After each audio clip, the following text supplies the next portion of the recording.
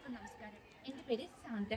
ഞാൻ Holy Family College of നഴ്സിംഗിൽ 3rd semester വിദ്യാർത്ഥിനിയാണ്. തണുപ്പ് കാലത്ത് നമ്മൾ ഏറ്റവും കൂടുതൽ അനുഭവിക്കുന്ന ബുദ്ധിമുട്ടുകളിൽ ഒന്നാണ് കഫം അടിഞ്ഞുകൂടുന്നത്. ശ്വാസകോശത്തിൽ അടിഞ്ഞുകൂടുന്ന കഫത്തെ പുറന്തള്ളുവാൻ ഏറ്റവും എളുപ്പമുള്ള മാർഗങ്ങളിൽ ഒന്നാണ് ചുമ. ഇന്ന് ഞങ്ങൾ ഇവിടെ കാണിച്ചു തരാൻ പോകുന്നത് ശ്വാസകോശത്തിൽ അടിഞ്ഞുകൂടുന്ന ഈ കഫത്തെ എങ്ങനെ വളരെ സുഗമമായി പുറന്തള്ളാം എന്നതിനെ പറ്റിയാണ്. ശ്വാസനാളത്തിൽ അടിഞ്ഞുകൂടിയിരിക്കുന്ന ഈ കഫത്തെ പുറന്തള്ളുവാൻ 2 പ്രധാനമായ വ്യായാമങ്ങളാണ് ഉള്ളത്. ഒന്ന് ഹൈ ലെവൽ ചുമ, 2 ഹൈ ലെവൽ ചുമ. അതെങ്ങനെയാണ് ചെയ്യേണ്ടതെന്ന് കാണിച്ചു തരാം. മൂക്കിലൂടെ പതിയെ ശ്വാസം എടുക്കുക, 3 സെക്കൻഡ് ഹോൾഡ് ചെയ്യുക. വയറിലെ പേശികളെ നല്ലവണ്ണം ഉപയോഗിച്ചുകൊണ്ട് ശ്വസിച്ചെടുത്ത ശ്വാസം മെഴുകുതിരി ഊതിക്കെടുക്കുന്ന വേഗതയിൽ ഊതിത്തെടുക്കുക. കാണിച്ചു തരാം. മൂക്കിലൂടെ പതുക്കെ ശ്വാസം എടുക്കുക, 3 സെക്കൻഡ് ഹോൾഡ് ചെയ്യുക.